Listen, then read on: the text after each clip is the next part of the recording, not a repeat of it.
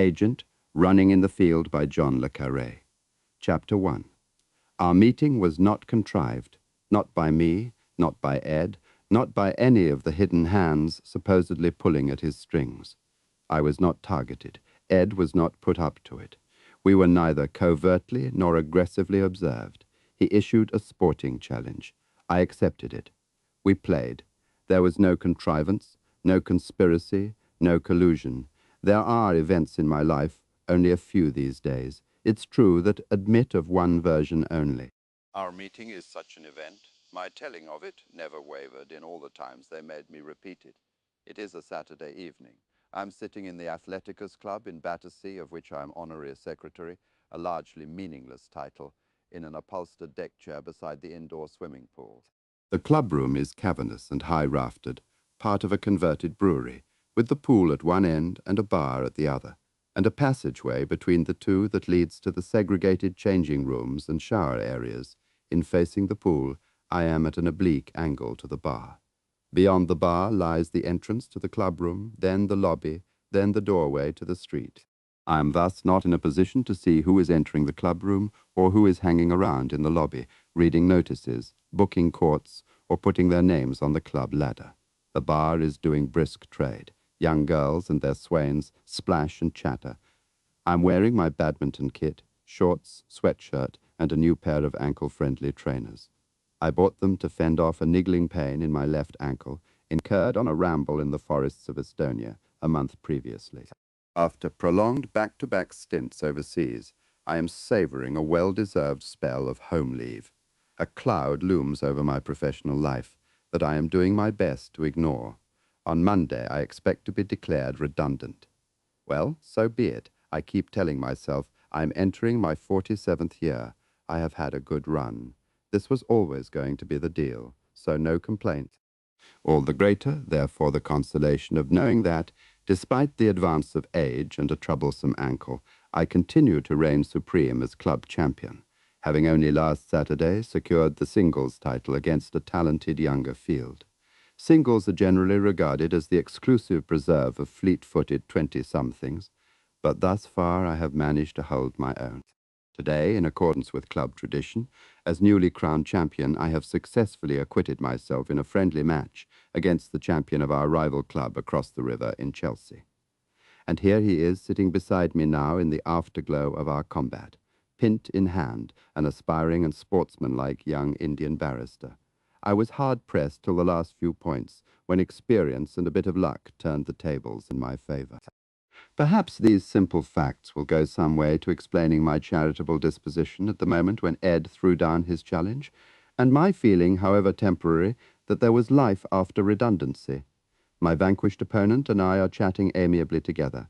The topic, I remember as if it were yesterday, was our fathers. Both, it turned out, had been enthusiastic badminton players. His had been All-India runner-up. Mine, for one halcyon season, had been British Army champion in Singapore. As we compare notes in this amusing way, I become aware of Alice, our Caribbean-born receptionist and bookkeeper, advancing on me in the company of a very tall and as yet indistinct young man. Alice is 60 years old, whimsical, portly, and always a little out of wind. We are two of the longest-standing members of the club. I as player, she as mainstay. Wherever I was stationed in the world, we never failed to send each other Christmas cards. Mine were saucy, hers were holy. When I say advancing on me, I mean that, since the two of them were attacking me from the rear with Alice leading the march, they had first to advance, then turn to face me, which comically they achieved in unison. Mr. Sir Nat, Sir, Alice announces with an air of high ceremony. More often I am Lord Nat to her, but this evening I am a common knight. This very handsome and polite young man needs to talk to you most privately, but he don't want to disturb you in your moment of glory. His name is Ed. Ed, say hello to Nat. For a long moment in my memory, Ed remains standing a couple of paces behind her. This 6-foot-something, gawky, bespectacled young man with a sense of solitude about him and an embarrassed half-smile. I remember how two competing sources of light converged on him. The orange strip light from the bar, which endowed him with a celestial glow, and behind him the down lights from the swimming pool, which cast him in oversized silhouette. He steps forward and becomes real. 2 big, ungainly steps. Left foot, right foot, halt. Alice bustles off. I wait for him to speak. I adjust my features into a patient smile. 6'3" at least, hair dark and tousled, large brown, studious eyes given ethereal status by the spectacles, and the kind of knee-length white sports shorts more commonly found on yachties or sons of the Boston rich. Age around 25, but with those eternal student features could easily be less or more. Sir? He demands finally, but not entirely respectfully. Nat, if you don't mind, I correct him with another smile. He takes this in. Nat thinks about it. Wrinkles his beaky nose. Well, I'm Ed. He volunteers, repeating Alice's information for my benefit. In the England I have recently returned to, nobody has a surname. Well, hello, Ed, I reply jauntily. What can I be doing for you? Another hiatus while he thinks about this. Then the blurt, I want to play you, right? You're the champion. Trouble is, I've only just joined the club. Last week. Yeah. I've put my name on the ladder and all that, but the ladder takes absolutely bloody months as the words break free of their confinement. Then a pause while he looks at each of us in turn, first my genial opponent, then back to me. Look, he goes on, reasoning with me, although I have offered no contest. I don't know club protocol, right? Voice rising in indignation. Which is not my fault. Only I asked Alice, and she said, ask him yourself, he won't bite. So I'm asking. And in case further explanation was needed, only I've watched you play, right? And I've beaten a couple of people you've beaten, and 1 or 2 who've beaten you. I'm pretty sure I could give you a game. A good one, yeah, quite a good one, actually, and the voice itself of which by now I have a fair sample. In the time-honored British parlour game of placing our compatriots on the social ladder by virtue of their diction, I'm at best a poor contestant, having spent too much of my life in foreign parts. But to the ear of my daughter Stephanie, a sworn leveller, my guess is that Ed's diction would pass as just about all right, meaning no direct evidence of a private education. May I ask where you play, Ed? I inquire a standard question among us. All over. Wherever I can find a decent opponent? Yeah, and as an afterthought, then I heard you were a member at this place. Some clubs they let you play and pay. Not here, this place you've got to join first. It's a scam in my opinion. So I did. Cost a fucking bomb, but still, well, sorry, you had to fork out Ed. I reply as genially as I may, attributing the gratuitous fucking to nervousness. But if you want a game, that's fine by me, I add, noting that the conversation around the bar is drying up and heads are starting to turn. Let's fix a date sometime.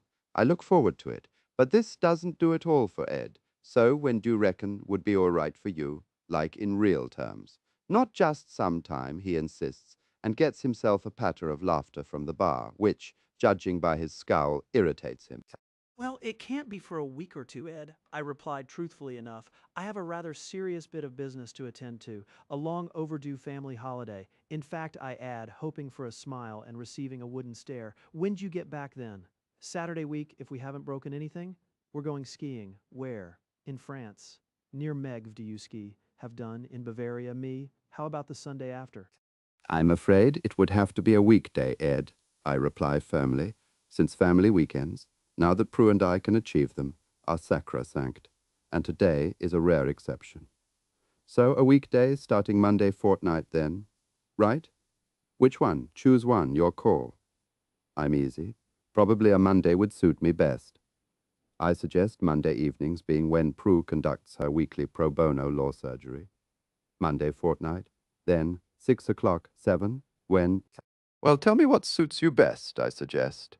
My plans are a bit up in the air, like I'll probably be out on the street by then. Sometimes they keep me in Mondays, he says, making it sound like a complaint. How about 8? 8 suit you all right. 8 suits me fine. Court 1 all right by you if I can get it. Alice says they don't like giving courts to singles, but you're different. Any court is fine by me, Ed. I assure him, to more laughter and a smattering of applause from the bar, presumably for persistence. We trade mobile phone numbers, always a small dilemma. I give him the family one and suggest he text me if there's any problem. He makes the same request of me, and hey Nat, with a sudden softening of the overcharged voice. What? Mind you have a really good family holiday, okay?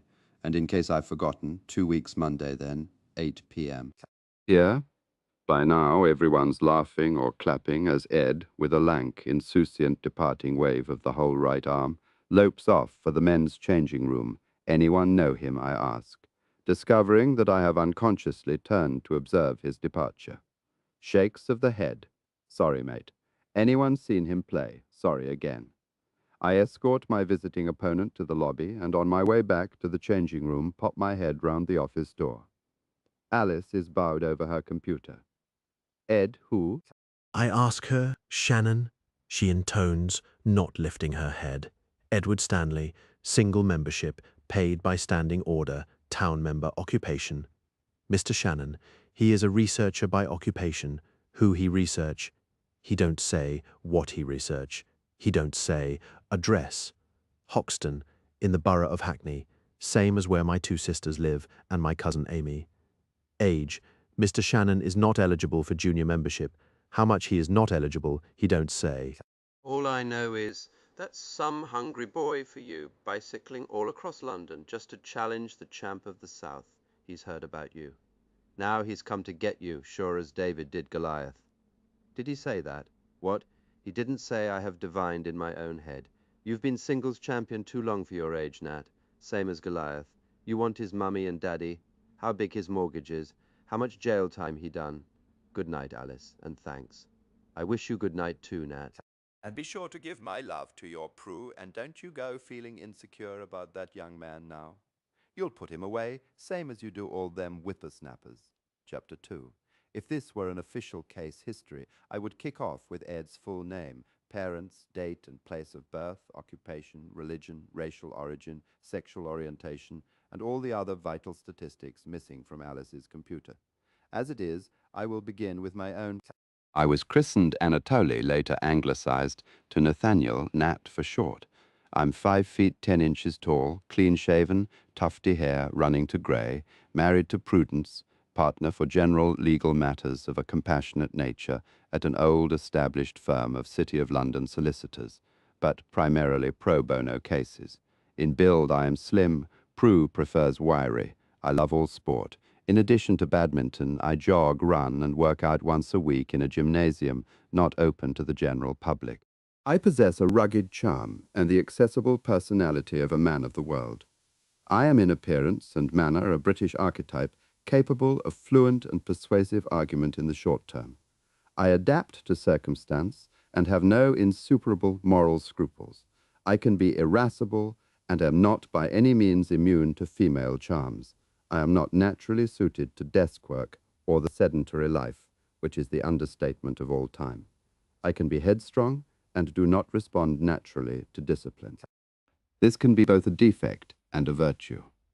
I am quoting from my late employer's confidential reports on my performance and general allure over the last 25 years. You will also wish to know that in need I can be relied upon to exhibit the required callousness, though required by whom, and in what degree is not stated. By contrast, I have a light touch and a welcoming nature that invites trust. At a more mundane level, I am a British subject of mixed birth, an only child born in Paris, my late father being at the time of my conception an impecunious major of Scots Guards on attachment to NATO headquarters in Fontainebleau, and my mother, the daughter of insignificant White Russian nobility residing in Paris. For White Russian read also a good dollop of German blood on her father's side, which she alternately invoked or denied at whim. History has it that the couple first met at a reception held by the last remnants of the self-styled Russian government in exile at a time when my mother was still calling herself an art student and my father was close on 40. By morning they were engaged to be married, or so my mother told it, and given her life passage in other areas I have little reason to doubt her word. Upon his retirement from the army, swiftly enforced, since at the time of his infatuation my father possessed a wife and other encumbrances, the newlyweds settled in the Paris suburb of Neuilly in a pretty white house supplied by my maternal grandparents, where I was soon born, thus enabling my mother to seek other diversions. I have left till last the stately, all-wise person of my beloved language tutor, minder, and de facto governess, Madame Galina, purportedly a dispossessed countess from the vulgar region of Russia, with claims to Romanov blood. How she ever arrived in our fractious household remains unclear to me. My best guess being that she was the cast-off mistress of a great uncle on my mother's side who, after fleeing Leningrad as it then was, and making himself a second fortune as an art dealer, devoted his life to acquiring beautiful women. Madame Galina was 50 if a day when she first appeared in our household, very plump but with a kittenish smile. She wore long dresses of swishy black silk and made her own hats and lived in our 2 attic rooms with everything that she owned in the world.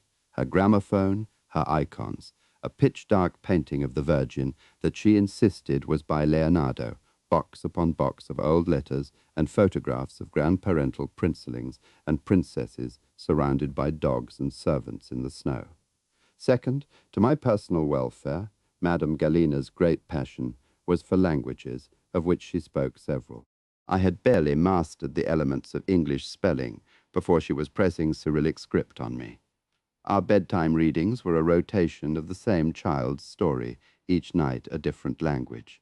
At gatherings of Paris's fast-dwindling community of White Russian descendants and exiles from the Soviet Union, I performed as her polyglot poster child. It is said I speak Russian with a French intonation, French with a Russian intonation, and such German as I have with a mixture of both. My English, on the other hand, remains for better or worse my father's. I am told it even has his Scottish cadences, if not the alcoholic roar that accompanied them. In my 12th year, my father succumbed to cancer and melancholy, and with Madame Galina's help I attended to his dying needs, my mother being otherwise engaged with the wealthiest of her admirers, a Belgian arms dealer for whom I had no regard. In the uneasy triangle that followed my father's demise, I was deemed surplus to requirements and packed off to the Scottish borders, to be billeted in the holidays with a dour paternal aunt, and in term time at a Spartan Highlands boarding school. Despite the school's best efforts not to educate me in any indoor subject, I obtained entry to a university in the English industrial Midlands, where I took my first awkward steps with the female sex and scraped a third-class degree in Slavonic studies. I have for the last 25 years been a serving member of Britain's Secret Intelligence Service, to its initiated, the Office. Even today my recruitment to the secret flag appears preordained, for I don't remember contemplating any other career or wishing for one, except possibly badminton or climbing in the Cairngorms. From the moment my university tutor asked me shyly over a glass of warm white wine whether I had ever considered doing something a bit hush-hush for your country, my heart lifted in recognition, and my mind went back to a dark apartment in Saint-Germain that Madame Galina and I had frequented every Sunday until my father's death.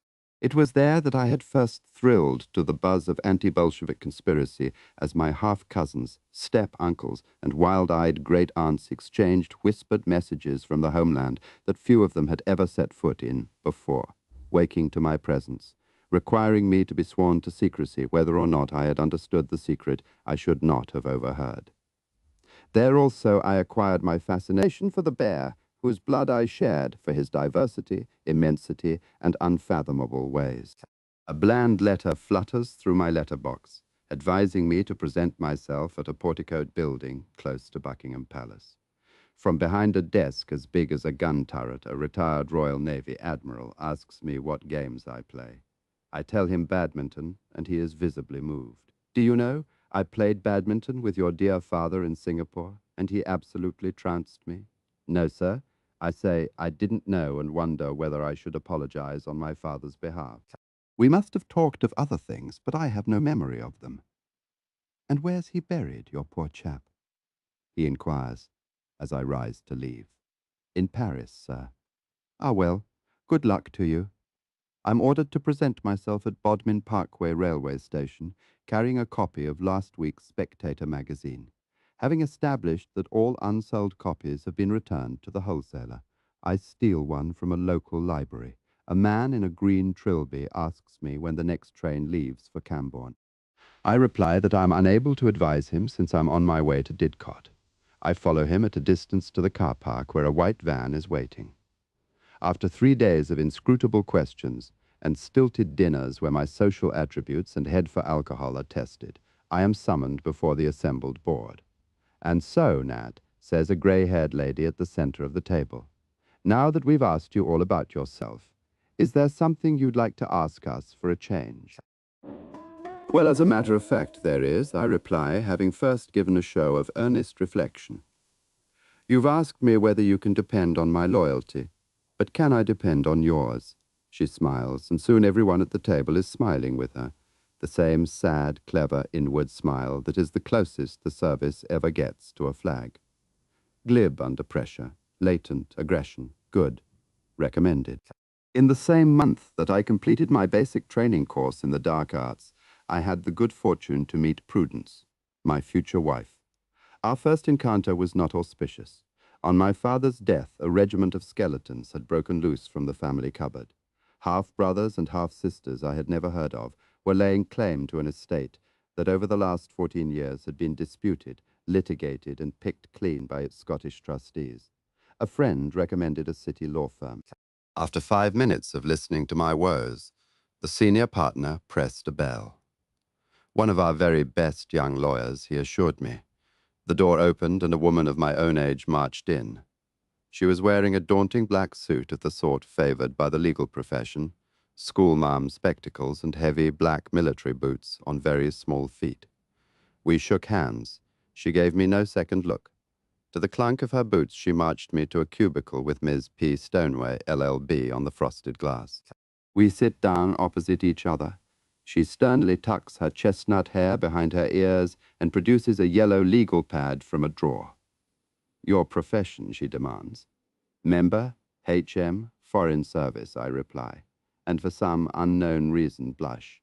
After that I remember best her poker back and resolute chin and a stray shaft of sunlight playing on the little hairs of her cheek as I narrate one squalid detail after another of our family saga.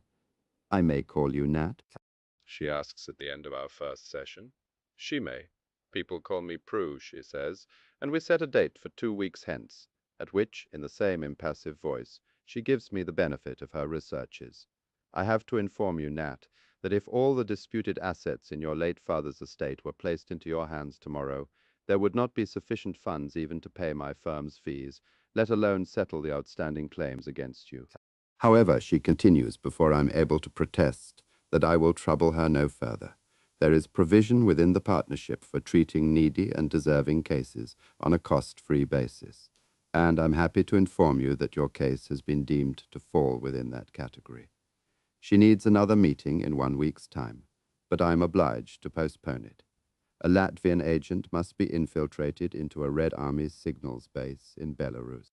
On my return to British shores, I call Prue and invite her to dinner, only to be curtly advised that it is her firm's policy that client relations should remain on an impersonal footing.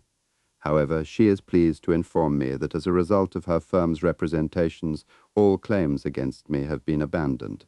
I thank her profusely and ask her whether, in that case, the way is clear for her to have dinner with me. It is. We go to Bianchi's. She wears a low-cut summer dress. Her hair has come out from behind her ears, and every man and woman in the room is staring at her. I quickly realize that my usual patter doesn't play. We have barely reached the main course before I am being treated to a dissertation on the gap between law and justice. When the bill comes, she takes possession of it, calculates her half to the last penny, adds 10% for service, and pays me in cash from her handbag. I tell her in simulated outrage that I have never before encountered such barefaced integrity, and she nearly falls off her chair for laughter. 6 months later, with the prior consent of my employers, I ask her whether she will consider marrying a spy. She will. Now it is the service's turn to take her to dinner. 2 weeks later, she informs me that she has decided to put her legal career on hold and undergo the office's training course for spouses shortly to be posted to hostile environments. She needs me to know that she has taken the decision of her own free will and not for love of me. She was torn, but was persuaded by her sense of national duty. She completes the course with flying colors. A week later, I am posted to the British Embassy in Moscow as Second Secretary Commercial, accompanied by my wife, Prudence. In the event, Moscow was the only posting that we shared. The reasons for this do prove no dishonor. I shall come to them shortly. For more than 2 decades, first with Prue, and then, without her, I have served my queen under diplomatic or consular cover in Moscow, Prague, Bucharest, Budapest, Tbilisi, Trieste, Helsinki, and most recently Tallinn, recruiting and running secret agents of every stripe. I have never been invited to the high tables of policy making, and I'm glad of it. The natural-born agent runner is his own man. He may take his orders from London, but in the field he is the master of his fate and the fate of his agents. And when his active years are done, there aren't going to be many berths waiting for a journeyman spy in his late 40s who detests desk work and has the curriculum vitae of a middle-ranking diplomat who never made the grade. Christmas is approaching.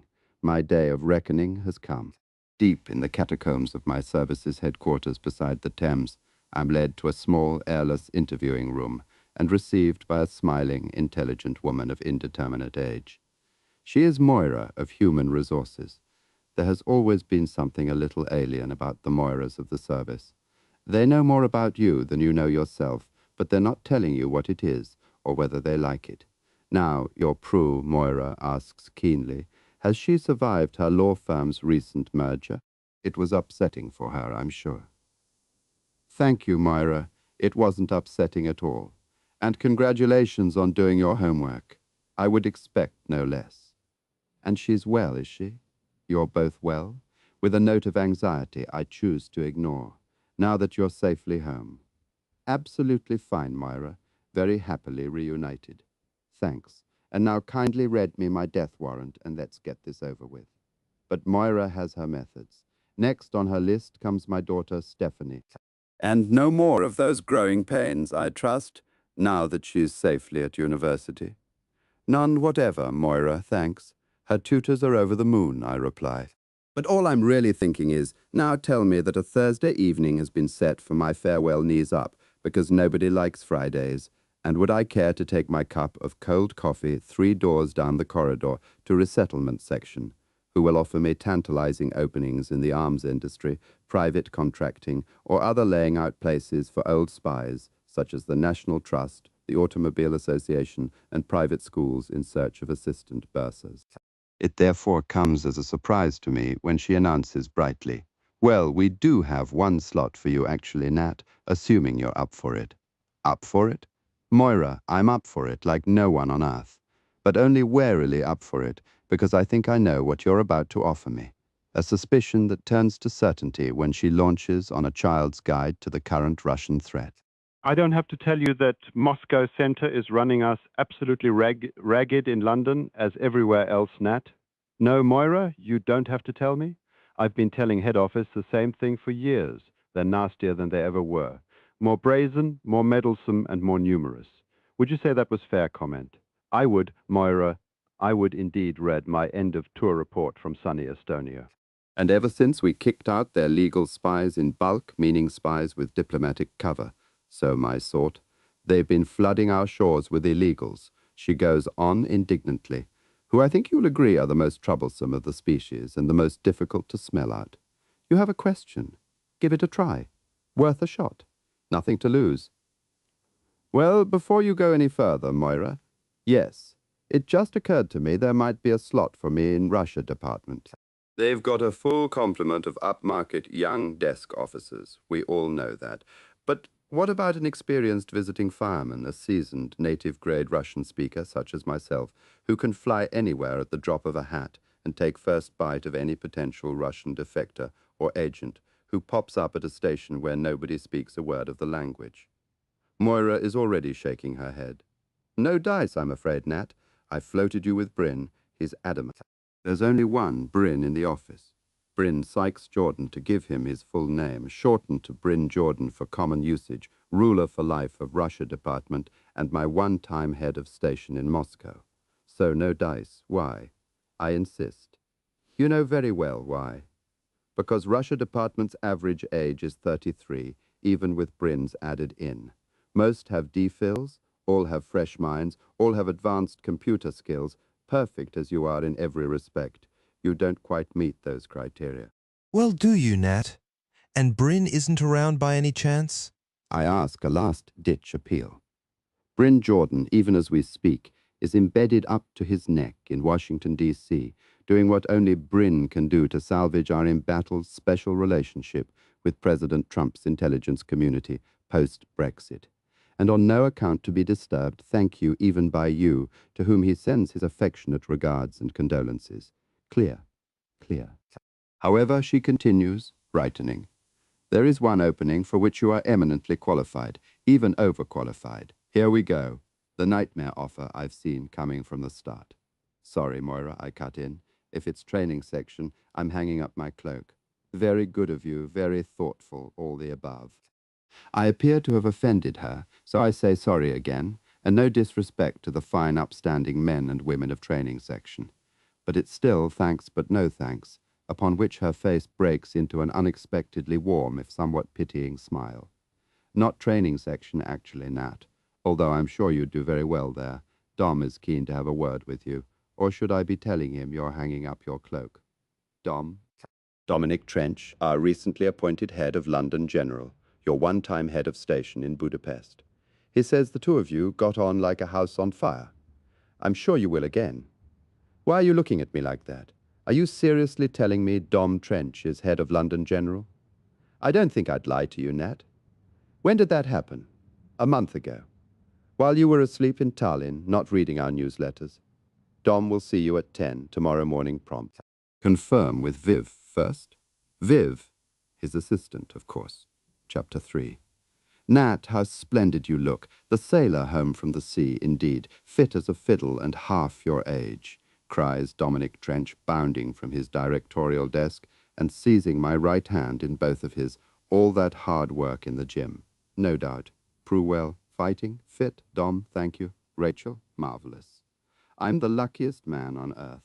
You must meet her, Nat, you and Prue. We'll make a dinner, the four of us. You'll love her. Rachel. Peeress of the realm, power in the Tory party. Second wife, recent union, and the kids. I asked gingerly. There had been two by his nice first wife. Superb. Sarah's doing marvellously at South Hampstead, Oxford, squarely in her sights. And Sammy? Twilight time. He'll be out of it soon and following in his sister's footsteps. And Tabby, may one ask Tabitha, his first wife, and by the time they broke up, a neurotic wreck, doing nobly. No new man in sight, so far as we know, but one lives in hope. It's my guess that there's a Dom somewhere in everyone's life. The man, it always seems to be a man, who takes you aside, appoints you his only friend in the world, regales you with details of his private life you'd rather not hear, begs your advice. You give him none. He swears to follow it and next morning cuts you dead. 5 years ago in Budapest, he was turning 30, and he's turning 30 now. The same croupier's good looks, striped shirt, yellow braces more befitting a 25-year-old, white cuffs, gold links, and all-purpose smile. The same infuriating habit of placing his fingertips together in a wedding arch, leaning back and smiling judiciously at you over the top of them. Well, congratulations, Dom, I say, gesturing at the executive armchairs and office ceramic coffee table for grade 3s and above. Thank you, Nat. You're most kind. Took me by surprise, but when the call comes, we rally coffee at all. Tea, coffee, please. Milk, sugar, the milk soy, I should add. Just black. Thank you, Dom. No soy. Does he mean soya? Is soy the smart man's version these days? He puts his head round the stippled glass door, engages in stage banter with Viv, sits again. And London General still has the same old remit, I inquire lightly, recalling that Bryn Jordan had once described it in my hearing as the officer's home for lost dogs. Indeed, Nat, indeed the same. So all London-based substations are nominally under your command, UK-wide. Not only London, the whole of Britain, excluding Northern Ireland, and still totally autonomous, I'm pleased to say. Administratively autonomous, or operationally too. In what sense, Nat? Frowning at me as if I'm out of court. Can you, as head of London General, authorize your own operations? It's a blurred line, Nat. As of now, Any operation proposed by a substation must notionally be signed off by the regional department concerned. I'm fighting it practically as we speak. He smiles. I smile. Battle joint. In synchronized movements, we taste our coffees with no soy and replace our cups on their saucers. Is he about to confide some unwanted intimacy about his new bride? Or explain to me why I'm here? Not yet, apparently. First, we must have a jaw about old times, agents we shared. I as their handler, Dom as my useless supervisor. First on his list is Polonius, lately of the Shakespeare Network. A few months back, having office business in Lisbon, I had gone to see old Polonius in the Algarve, in an echoing new build beside an empty golf course that we had bought for him as part of his resettlement package. Doing all right, Dom? Thank you. I say heartily. No problems with his new identity. Got over his wife's death. He's all right, really. Yes. I hear a but in your voice, Nat, he says reproachfully. Well, we promised him a British passport, didn't we, Dom, if you remember? Seems to have got lost in the wash after your return to London. I shall look into it at once, and a note to himself in ballpoint to prove it. He's also a bit cut up that we couldn't get his daughter into Oxbridge. He feels all it needed was a nudge from us, and we didn't provide it, or you didn't, which is the way he sees it. Dom doesn't do guilt. He does injured or he does blank. He opts for injured. It's the colleges, Nat. He complains wearily. Everyone thinks the old universities are an entity. This is wrong. You have to go from one college to the other, cap in hand. I shall chase it another ballpoint note. Second on his list of topics is Delilah, a colourful 70-something Hungarian woman member of Parliament who took the Russian ruble, then decided she preferred the British pound before it collapsed. Delilah's in great shape, Dom, thanks. Just great. A bit fed up to discover my successor was a woman. She said that for as long as I was running her, she could dream that love was round the corner. He has a grin and a shake of the shoulders about Delilah and her many lovers, but no laughter comes out. Sip of coffee. Return cup to saucer. Nat, plaintively. Dom, I'd really thought this was going to be a flashbulb moment for you. And why would that be, Dom? Well, for heaven's sake. I'm offering you a golden opportunity to remodel, single-handed, a home-based Russian outstation that's been in the shade too long. With your expertise, you'll put it right in, what, 6 months max? It's creative, it's operational, it's you. What more can you want at your time of life? I'm afraid I'm not with you, Dom. You're not? No. I'm not? You mean they didn't tell you? They said talk to you. I'm talking to you. That's as far as we've got? You walked in here blind? Jesus Christ. Sometimes I wonder what those fucking human resources people think they're up to. Was it Moira you saw? Maybe she thought it was better coming from you, Dom, whatever it is. I think you said home-based Russian outstation that's been in the shade too long. There's only one I know of, and it's the Haven. It's not an outstation. It's a defunct substation under the aegis of London General, and it's a dumping ground for resettled defectors of nil value and fifth-rate informants on the skids. Last heard of, the Treasury were about to wind it up. They must have forgotten. Is that what you're seriously offering me?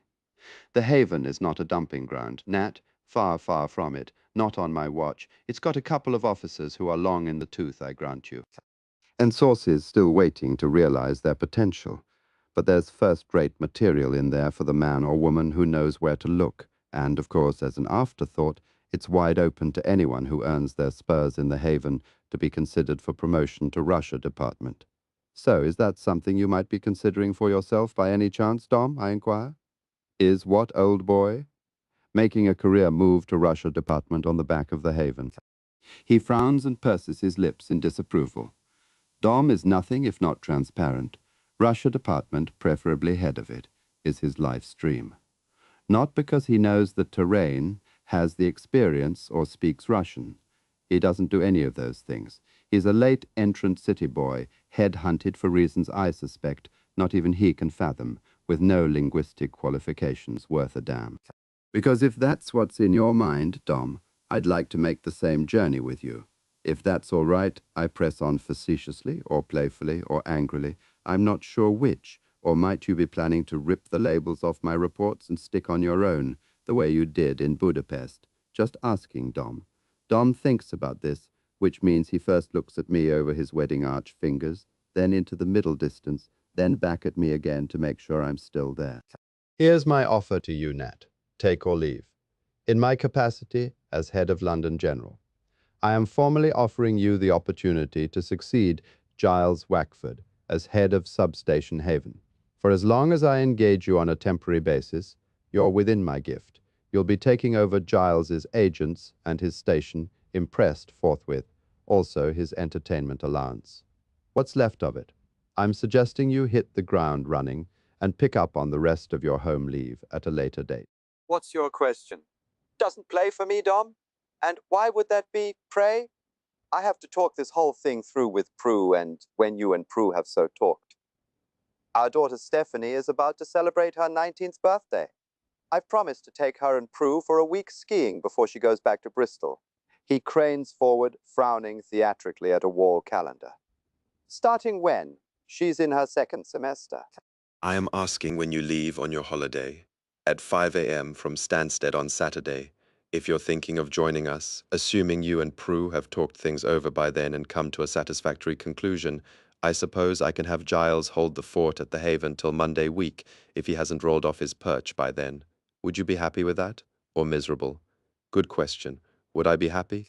I'll be in the office. I'll be working on the Russia target, even if I'm living off scraps from Dom's table.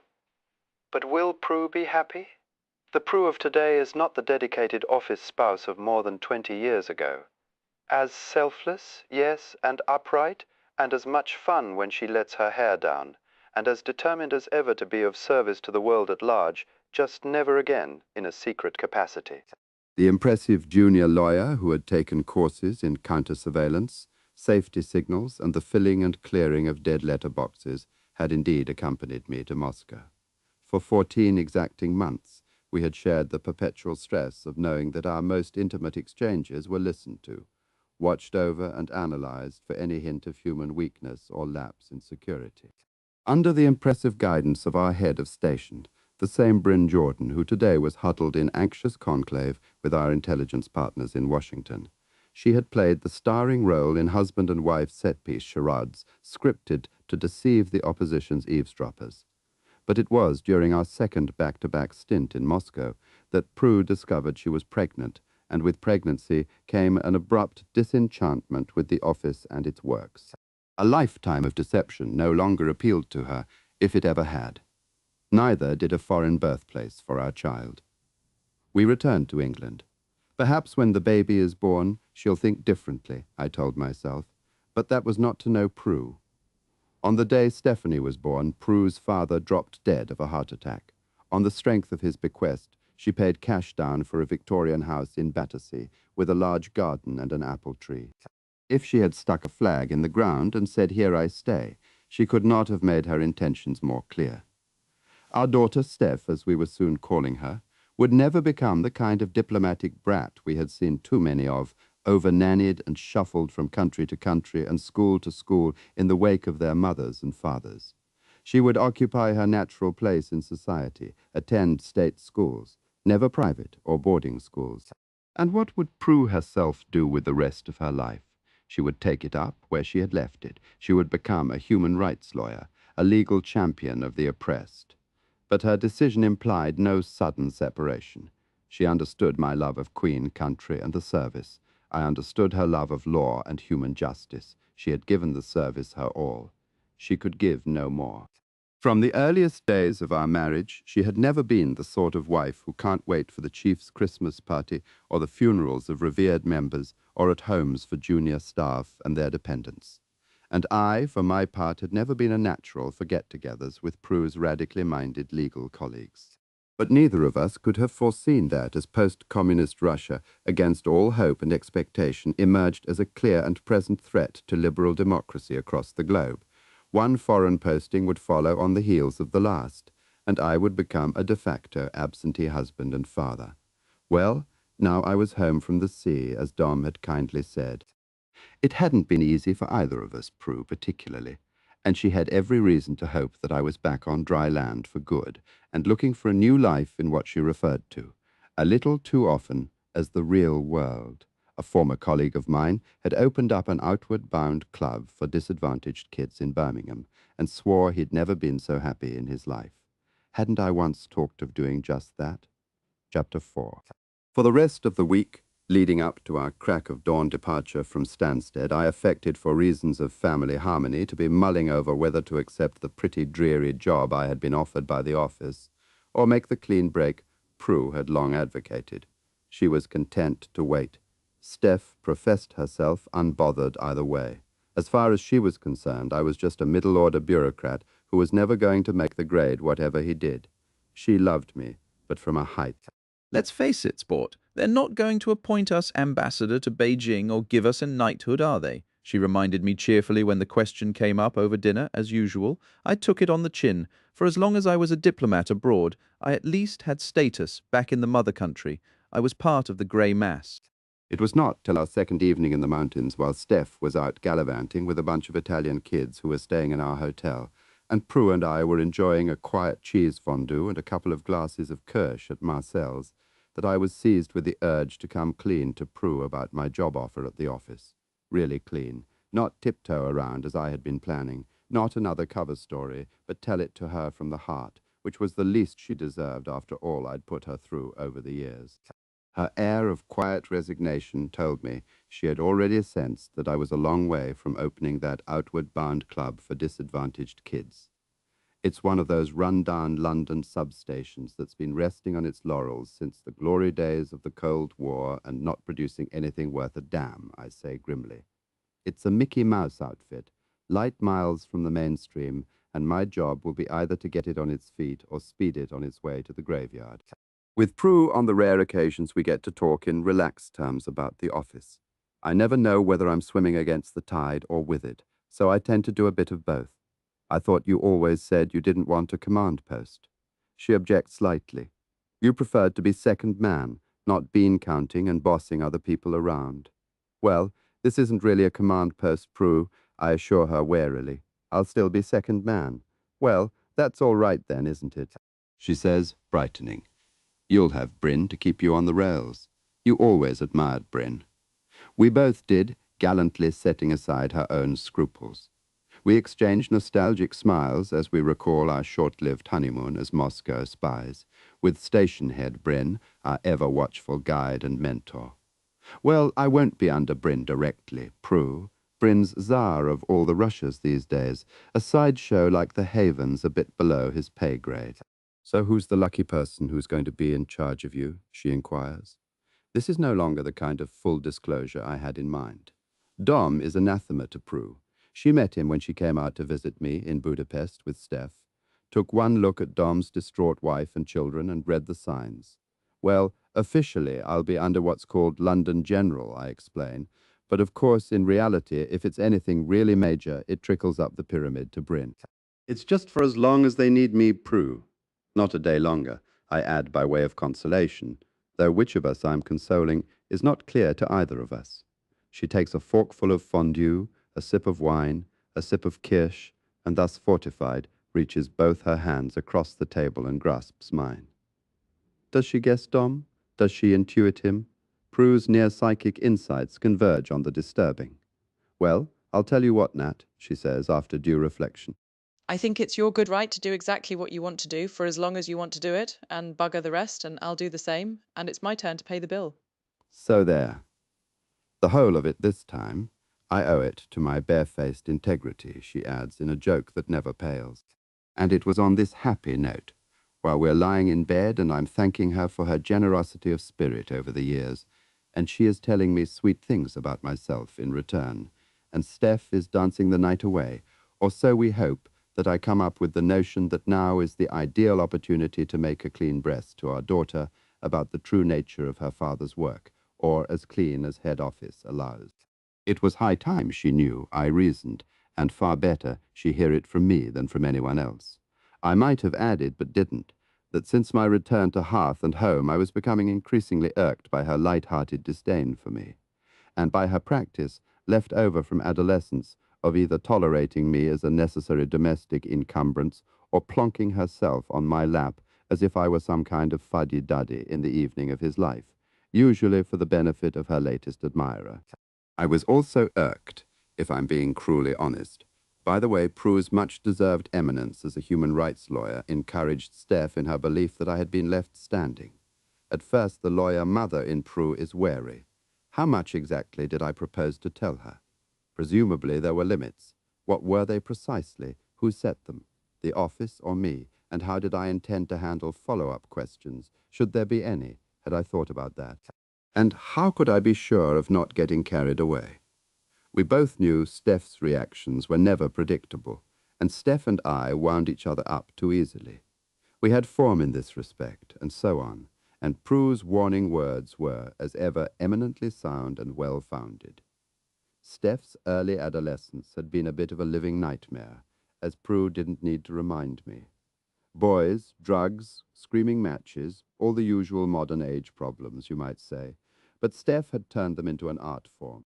While I was gravitating between overseas stations, Prue had spent every spare hour reasoning with head teachers and form teachers, attending parents' evenings, ploughing through books and newspaper articles and trawling advisory services on the internet for guidance on how best to handle your hell-bent daughter, and blaming herself for all of it. And I, for my part, had done my humble best to share the load, flying home for weekends, sitting in conclave with psychiatrists and psychologists and every other kind of ist. The only thing they seemed to agree on was that Steph was hyper-intelligent, no great surprise to us, was bored stiff by her peer group, rejected discipline as an existential threat, found her teachers insufferably tedious, and what she really needed was a challenging intellectual environment that was up to her speed, a statement, as far as I was concerned, of the blindingly obvious, but not so to Prue, who has rather more faith than I have in expert opinion.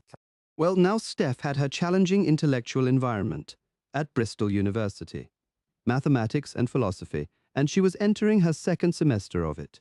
So tell her. You don't think you'd make a better job of it, darling? I suggest to Prue, keeper of the family wisdom, in a weak moment. No, darling, since you're determined to do it, it will be far better coming from you. Just remember you're quick-tempered and don't on any account do self-deprecation. Self-deprecation will drive her straight round the bend. Having run my eye over possible locations, rather in the way I'd calculate a risky approach to a potential source, I concluded that the best setting and the most natural must surely be the little-used ski lift for slalom practice running up the north slope of the Grand Terrain. It had a T-bar of the old type. You went up side by side, no need for eye contact, nobody within earshot, pine forest to the left, steep drop to the valley on the right, a short, sharp descent to the bottom of the one and only lift, so no fear of losing touch. Obligatory cut-off point at the top, any follow-up questions to be dealt with on the next ascent. It's a sparkling winter's morning, perfect snow. Prue has pleaded fictional tummy trouble and taken herself shopping. Steph had been out on the tiles with her young Italians till God knows what hour, but seemed none the worse for it, and pleased to be getting some alone time with Dad. Obviously, there was no way I could go into detail about my shady past beyond explaining that I'd never been a real diplomat, just a pretend one, which was the reason why I'd never landed a knighthood or an ambassadorship to Beijing. So maybe she could leave that one out now that I'd come home, because it was seriously getting on my nerves. I'd like to have told her why I'd failed to phone her on her 14th birthday, because I knew it still rankled. I'd like to have explained that I had been sitting on the Estonian side of the Russian border in thick snow, praying to God my agent would make it through the lines under a pile of sawn timber. I'd like to have given her some idea of how it had felt for her mother and me to live together under non-stop surveillance, as members of the office's station in Moscow, where it could take 10 days to clear or fill a dead letterbox, knowing that if you put a foot out of place, your agent is likely to die in hell. But Prue had insisted that our Moscow tour was the part of her life she did not want revisited, adding in her usual forthright way. And I don't think she needs to know we fucked for the Russian cameras either, darling, relishing our rediscovered sex life. Steph and I grab a T-bar and away we go. First time up, we chat about my homecoming and how little I know of the old country I've been serving half my life. So a lot to learn, Steph. A lot to get used to, as I'm sure you understand. Like no more lovely tax-free booze when we come to visit you. She wails, and we share a hearty father-daughter laugh. Time to uncouple, and down the mountain we sail, Steph leading. So a really good soft opening to our Tate, and there's no disgrace to serving your country in any capacity, darling. Prue's counsel ringing in my memory's ear. You and I may have differing views on patriotism, but Steph sees it as a curse on mankind, second only to religion. And keep the humor down. Humor at serious moments is simply an escape route as far as Steph's concerned. We hook up a second time and set off up the hill. Now, no jokes, no self-deprecation, no apology, and stick to the brief that Prue and I thrashed out together, no deviations. Staring hard ahead of me, I select a serious but not portentous tone. Steph, there's something about me that your mother and I feel. It's time you knew. I'm illegitimate, she says eagerly. No, but I'm a spy. She too is staring ahead of her. This wasn't quite how I meant it to begin. Never mind. I say my piece as drafted, she listens. No eye contact, so no stress. I keep it short and cool. So there you are, Steph. Now you have it. I've been living a necessary lie, and that's all I'm allowed to tell you. I may look like a failure, but I do have a certain status in my own service. She doesn't say anything. We reach the top, uncouple, and set off down the hill. Still nothing said.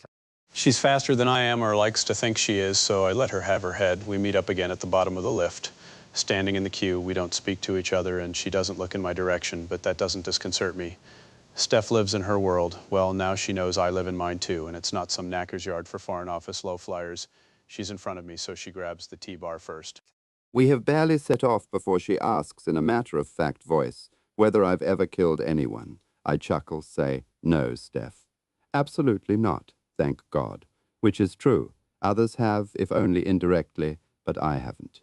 Not even arm's length or third flag, not even, as the office calls it, deniable authorship. Well, if you haven't killed anyone, what's the next worst thing you've done as a spy? In the same casual tone. Well, Steph, I suppose the next worst I've done is persuade chaps to do things they might not have done if I hadn't talked them into it, so to speak. Bad things? Arguably depends which side of the fence you're on. Such as what, for instance?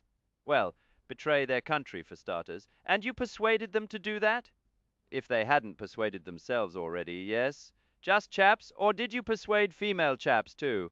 Which, if you'd heard Steph on the subject of feminism, is not as light-hearted as it might otherwise sound. Largely male chaps, Steph. Yes, men, overwhelmingly men, I assure her. We have reached the top. We again uncouple and descend. Steph streaking ahead. Once more we meet at the bottom of the lift. No cue until now she has pushed her goggles up onto her forehead for the ride. This time she leaves them in place. They're the mirrored kind that you can't see into. Persuade how exactly? She resumes as soon as we set off. Well, we're not talking thumbscrews, Steph, I reply, which is pilot error on my part. Humor at serious moments is simply an escape route as far as Steph's concerned. So how?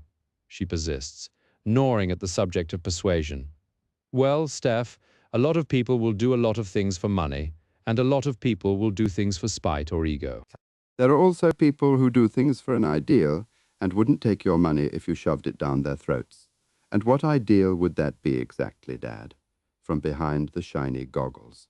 It's the first time for weeks that she's called me Dad. Also, I notice that she is not swearing, which, with Steph, can be a bit of a red warning light. Well, let's say, just for instance, somebody has an idealistic vision of England as the mother of all democracies. Or they love our dear Queen with an unexplained fervour. It may not be an England that exists for us anymore, if it ever did, but they think it does. So go with it. Do you think it does? With reservations, serious reservations? Well, who wouldn't have, for Christ's sake, I reply, stung by the suggestion that I've somehow failed to notice that the country's in free fall. A minority Tory cabinet of 10th-raters, a pig-ignorant foreign secretary who I'm supposed to be serving. Labour no better. The sheer bloody lunacy of Brexit. I break off. I have feelings too. Let my indignant silence say the rest. Then you do have serious reservations, she insists in her purest tone. Even very serious, yes. Too late I realize I have left myself wide open, but perhaps that was what I wanted to achieve all along, to give her the victory, acknowledge I'm not up to the standards of her brilliant professors, and then we can all go back to being who we were. So, if I've got this right, she resumes as we embark on our next ascent, for the sake of a country that you have serious reservations about, even very serious, you persuade other nationals to betray their own countries. And, as an afterthought, the reason being that they don't share the same reservations that you have about your country, whereas they do have reservations about their own country. Yes? At which I let out a merry exclamation that accepts honorable defeat, while simultaneously asking for mitigation. But they're not innocent lambs, Steph. They volunteer. Or most of them do, and we look after them. We welfare them. If it's money they're after, we give them a pot of it. If they're into God, we do God with them. It's whatever works, Steph. We're their friends. They trust us. We provide for their needs. They provide for ours. It's the way of the world. But she's not interested in the way of the world. She's interested in mine, as becomes apparent on the next ride up. When you were telling other people who to be, did you ever consider who you were? I just knew I was on the right side, Steph, I reply, as my gall begins to rise, despite Prue's best injunctions. And what side's that? My service, my country. And yours too, actually. And on our absolutely last ride up, after I have composed myself, Dad, fire away. Did you have affairs while you were abroad? Affairs? Love affairs. Did your mother say I did? No. Then why the hell don't you mind your own bloody business? I snap before I can stop myself. Because I'm not my bloody mother, she yells back with equal force, on which unhappy note we uncouple for the last time, and make our separate ways down to the village. Come evening, she declines all offers to blow the walls out with her Italian buddies, insisting that she needs to go to bed, which she duly does, after drinking a bottle of red Burgundy. And I, after a decent interval, relay our conversation in broad brush to Prue, omitting for both our sakes Steph's gratuitous parting question. I even try to convince us both that our little talk was mission accomplished, but Prue knows me too well. On the flight back to London next morning, Steph seats herself on the other side of the aisle. Next day, the eve of her return to Bristol, she and Prue have the most god-awful bust-up. Steph's fury, it emerges, is directed not at her father for being a spy, or even for persuading other chaps to be spies, male or female, but at her own long-suffering mother for keeping such a monumental secret from her own daughter, thereby violating the most sacred trust of womanhood. And when Prue gently points out that the secret was not hers to divulge but mine, and probably not mine either, but the office's, Steph flounces out of the house, goes to ground at her boyfriend's place, and travels alone to Bristol, arriving 2 days late for the start of term after sending the boyfriend to collect her luggage. Does Ed put in a guest appearance anywhere in this family soap opera? Of course he doesn't. How could he? He never left the island. Yet there was a moment, a mistaken one, but memorable nonetheless, when a young fellow walked in on Prue and myself, while we were enjoying a croûte au fromage and carafe of white in the Trois Summits ski hut that overlooks the whole terrain, and he could have been Ed's double in the flesh, not an effigy, but himself. Steph was having a lie-in. Prue and I had skied early and were planning a gentle teeter down the hill and bed. And lo and behold, in walked this Ed-like figure in a bobble hat, same height, same air of being alone, aggrieved and slightly lost, stubbornly stamping the snow off his boots in the doorway while he held everyone up, then yanking off his goggles and blinking round the room as if he had mislaid his specs. I had even flung up my arm halfway in greeting before stopping myself, but Prue, quick as ever, intercepted the gesture. And when, for reasons that still elude me, I demurred, she demanded a full and frank explanation. So I gave her a capsule version. There was this boy at the Athleticus who wouldn't leave me alone till I'd agreed to give him a game, but Prue needed more. What had struck me so deeply about him on such brief acquaintance? Why had I reacted so spontaneously to his look-alike? Not my style at all. To which it seems I reeled off a string of answers that, being Prue, she remembers better than I do, An oddball, I seem to have said something courageous about him, and how when a rowdy bunch at the bar had tried to take the mickey out of him, he'd gone on hammering away at me till he'd got what he wanted, and implicitly telling them to go screw themselves, pushed off. If you love mountains as much as I do, coming down from them is always going to be depressing. But the sight of a run-down 3-story red brick eyesore in a Camden back street at 9 a.m. on a rain-drenched Monday when you haven't got the least idea of what you'll do with it when you get inside takes some beating. How any substation came to finish up in this neck of the woods was a mystery in itself.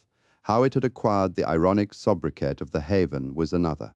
There was a theory the place had been used as a safe house for captured German spies in the 39-45 war, another that a former chief had kept his mistress here, and yet another that head office, in one of its endless policy lurches, had decreed that security was best served by scattering its substations across London, and the Haven, by its sheer insignificance, had got overlooked when the policy was scrapped.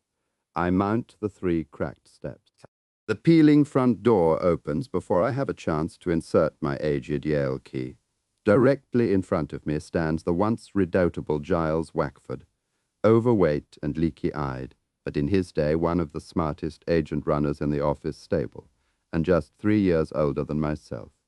My dear fellow, he declares huskily through last night's whiskey fumes, punctilious to the minute as ever. My warmest salams to you, sir. What an honor. Can't think of a better chap to succeed me. Then meet his team, which is dispersed in 2-man outposts up and down a narrow wooden staircase. Igor, depressed 65-year-old Lithuanian, one-time controller of the best Cold War Balkan network the office ever ran, now reduced to handling a stable of tame office cleaners, doormen and typists employed by soft foreign embassies. Next, Marika, Igor's reputed Estonian lover, widow of a retired office agent who died in Petersburg when it was still Leningrad. Then Denise, a tubby, feisty, Russian-speaking Scottish daughter of part Norwegian parents. And last little Ilya, a sharp-eyed Russian-speaking Anglo-Finnish boy I had recruited as a double agent in Helsinki 5 years ago. He had gone on to work for my successor on the promise of resettlement in the UK. At first, head office wouldn't go near him. It was only after my repeated representations to Bryn Jordan that they agreed to take him on as a member of the lowest form of secret life, junior clerical assistant, cleared to grade C with cries of Finnish joy. He seizes me in a Russian-style embrace, and on a top floor condemned to eternal darkness, my ragtag support staff of clerical assistants with bicultural backgrounds and elementary operational training. Only after we have seemingly completed our grand tour, and I am beginning to wonder whether my promise number 2 exists at all, does Giles rap ceremoniously on a stippled glass door that leads from his own musty office, and there, in what I suspect was once a maid's room, I have my first sight of the youthful, bold-faced, stately figure of Florence fluent Russian speaker, second-year probationer, latest addition to Substation Haven, and, according to Dom, its white hope. Then why hasn't she gone straight to Russia Department? I had asked him. Because we deemed her trifle callow. Nat, Dom had replied loftily in his borrowed speak, implying that he had been at the center of the decision. Talented, yes, but we thought we should give her another year to settle. Talented, but needs to settle. I had asked Moira for a sight of her personal file. True to form, Dom had filched the best line. Suddenly everything the Haven undertakes is Florence-driven. Or so it is in my memory.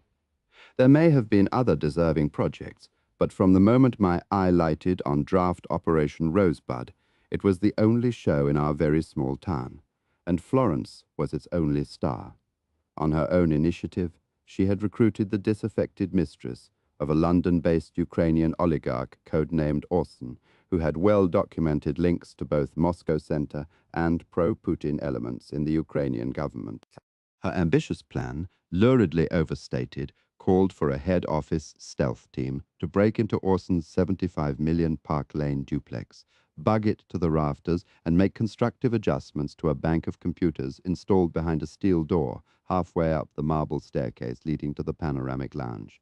As currently presented, Rosebud's chances of getting the green light from Operations Directorate were, in my judgment, 0. Illegal break-ins were a highly competitive field. Stealth teams were gold dust.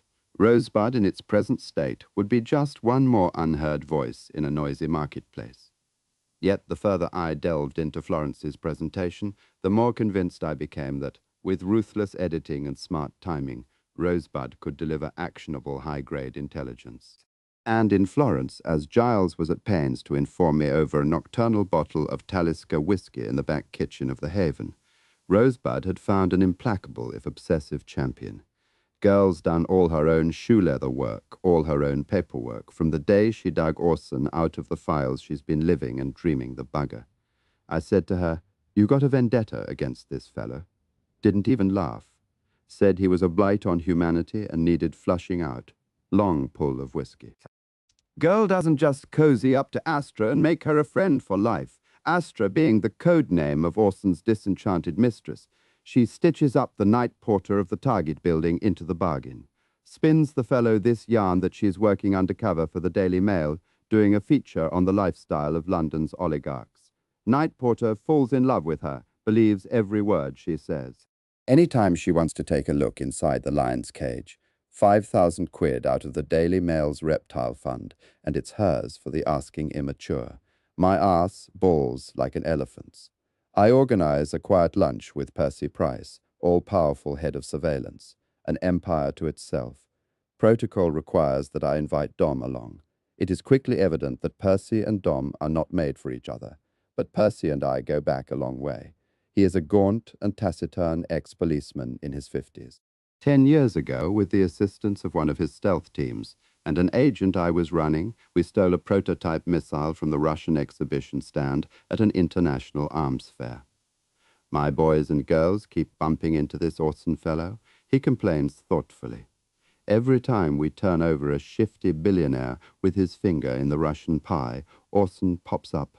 We're not case officers, we're watchers. We watch what we're told to watch.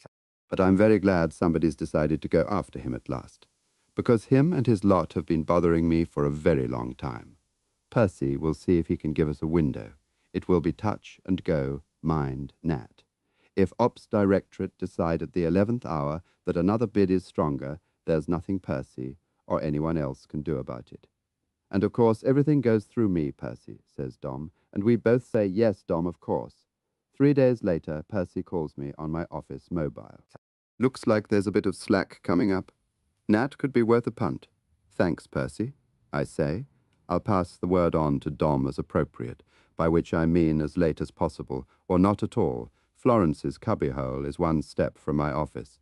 From now on, I inform her, she will spend as much quality time as needed with Orson's disenchanted mistress, codename Astra. She will take her for country drives, escort her on her shopping expeditions, and have girly lunches with her at Fortnum's, Astra's favorite. She will also up her cultivation of the night porter at the Target building, disregarding Dom.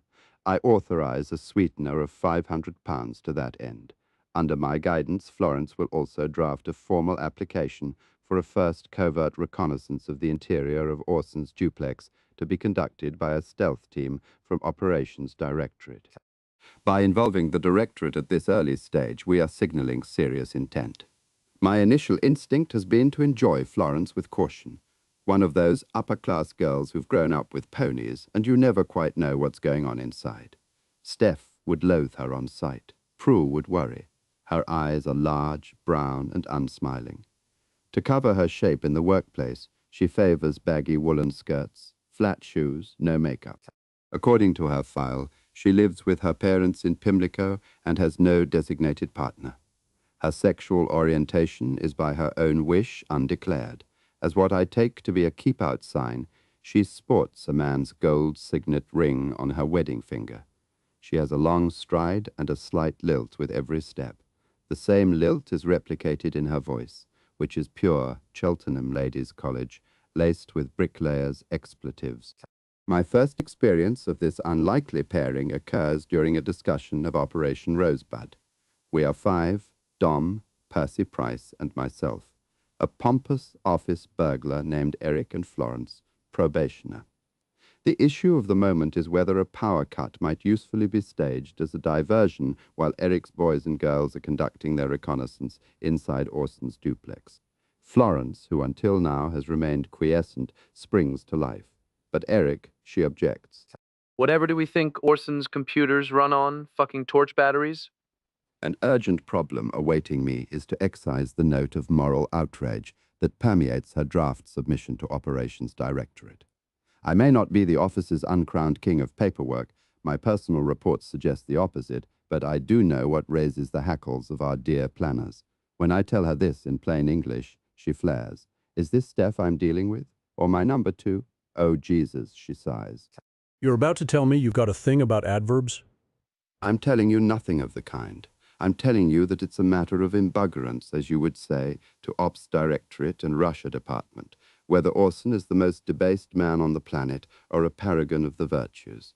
We therefore delete all references to just causes and obscene sums of money stolen from the world's oppressed. We do intent, dividend, risk level, and deniability, and we make bloody sure the Haven's symbol is watermarked on every page and not mysteriously replaced by anyone else's.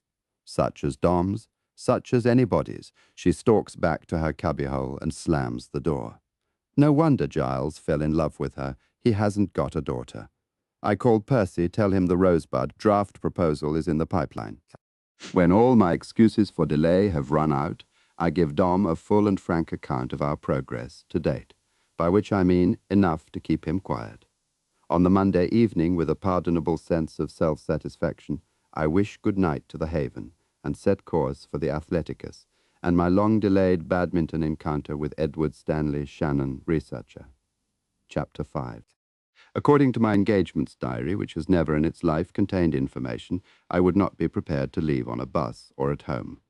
Ed and I played in all 15 games of badminton at the Athleticus, mainly, but not always, on Mondays, and sometimes twice weekly.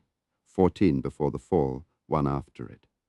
My use of fall is arbitrary. It has nothing to do with the autumn season or Adam and Eve. I'm not sure the word covers the case, but I have looked in vain for a better. If I am approaching the Athleticus from the north, it is my pleasure to cover the last lap with a crisp walk across Battersea Park. If I'm coming directly from my house, I have only a 500-yard walk. The Athleticus has been my unlikely club, and away from it all for a large chunk of my adult life. Prue calls it my playpen. When I was abroad, I kept my membership going and used my spells of home leave to stay on the ladder. Whenever the office hauled me back for an operational meeting, I'd find time to grab a game. In the Athleticus, I'm Nat to the world and its brother.